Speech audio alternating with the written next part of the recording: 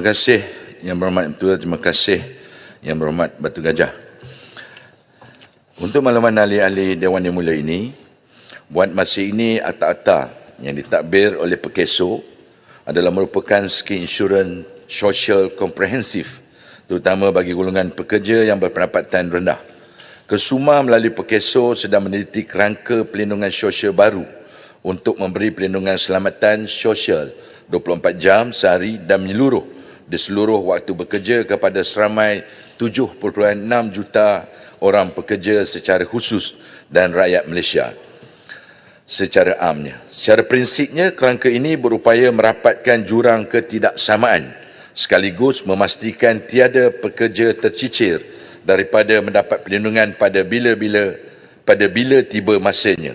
Perkeso menyediakan skim bencana pekerjaan dan skim keilatan yang merupakan suatu bentuk insurans pelindungan sosial kepada orang berinsurans yang layak di bawah Akta Selamatan Insurans Pekerja 1969 dalam kurungan Akta 4. Akta Keselamatan Sosial Pekerjaan sendiri 2017, Akta dalam kurungan Akta 789 dan Akta Keselamatan Sosial Suri Rumah 2022 dalam kurungan Akta 838.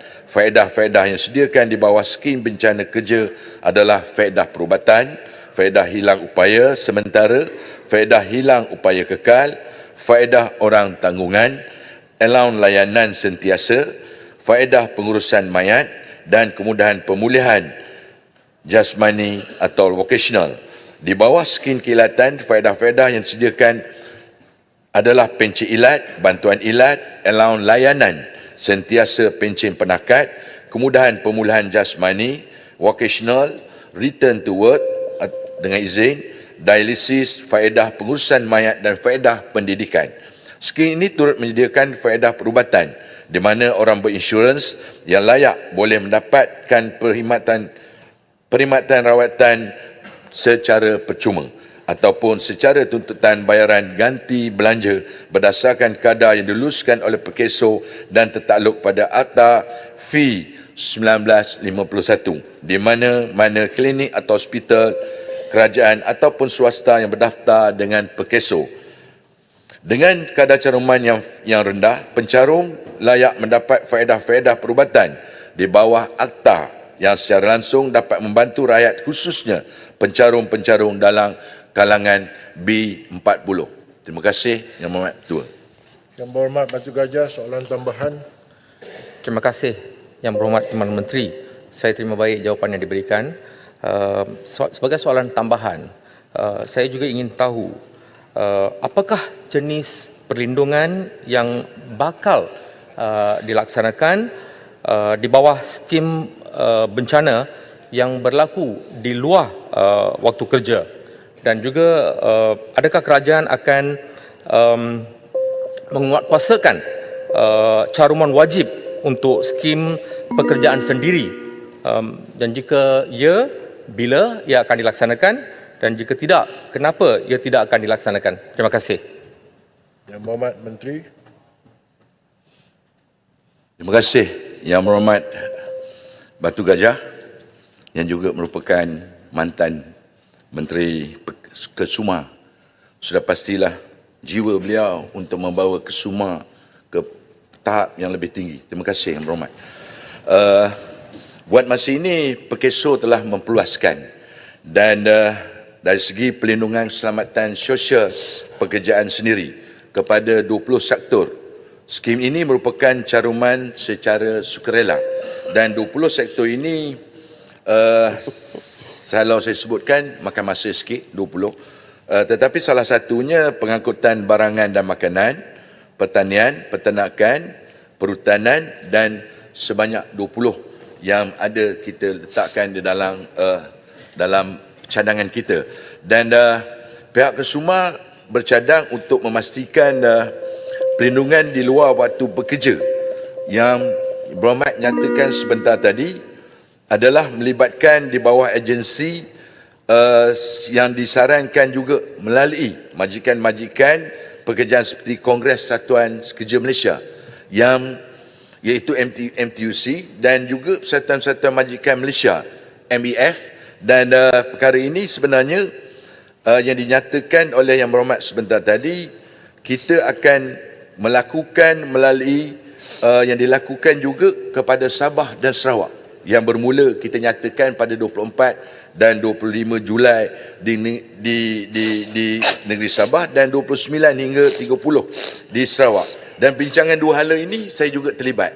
Dan sebagaimana Yang Berhormat katakan sebentar tadi bahawa perbincangan libat urus, kita melibatkan sebanyak 6 kali untuk memastikan bahawa keselesaan kepada majikan-majikan yang hendak melindung pekerjanya. Dan dalam masa yang sama, Yang Berhormat Menteri sendiri akan meletakkan perancangan ini kepada dalam mesyuarat kabinet, mesyuarat yang terbesar yang kita lakukan. Terima kasih Yang Berhormat. Terima kasih Yang Berhormat. Saya percaya Yang Berhormat juga sentiasa membantu Kesuma. Terima kasih Yang Berhormat Ketua. Yang Berhormat Stew, silakan. Terima kasih Datuk Ketua. Bagaimanakah skim insurans sosial ini dapat menjamin keberkesanan dan kelestarian dalam jangka panjang?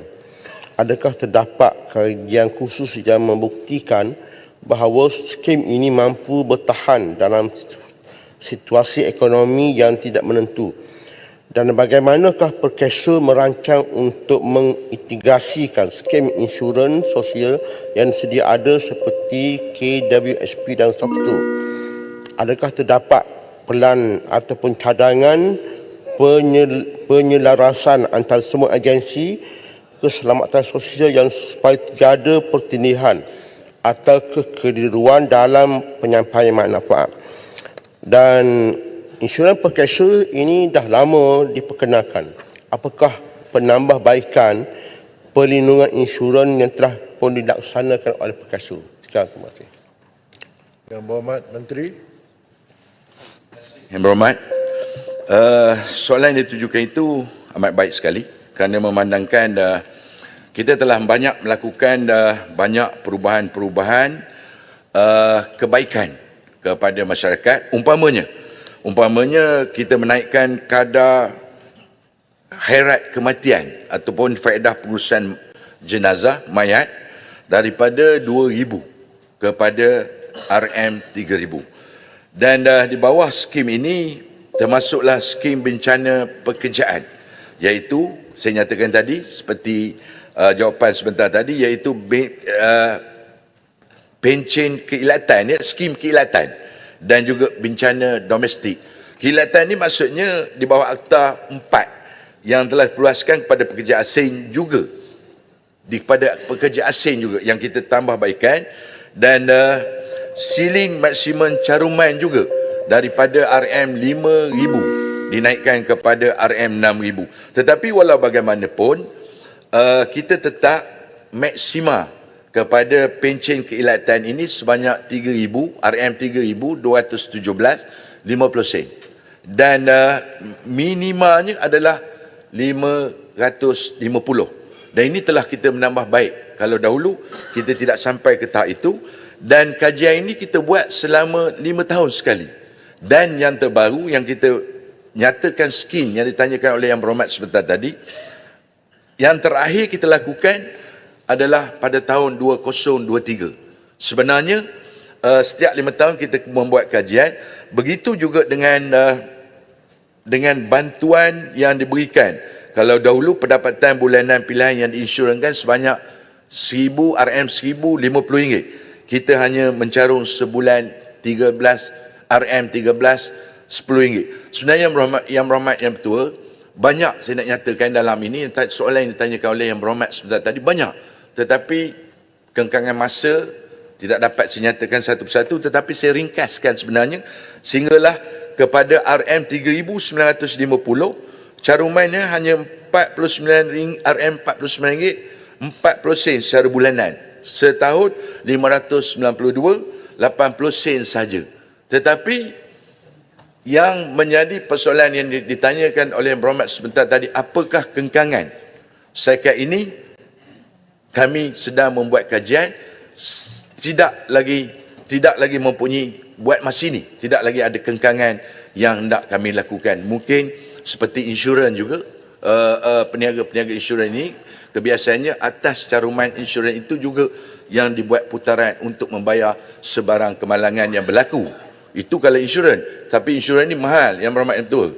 Kita semua tahu kalau insurans umpamanya kalau kita masuk 1 juta insurans nyawa, tak silap saya dalam RM5,000 sebulan kita kena bayar.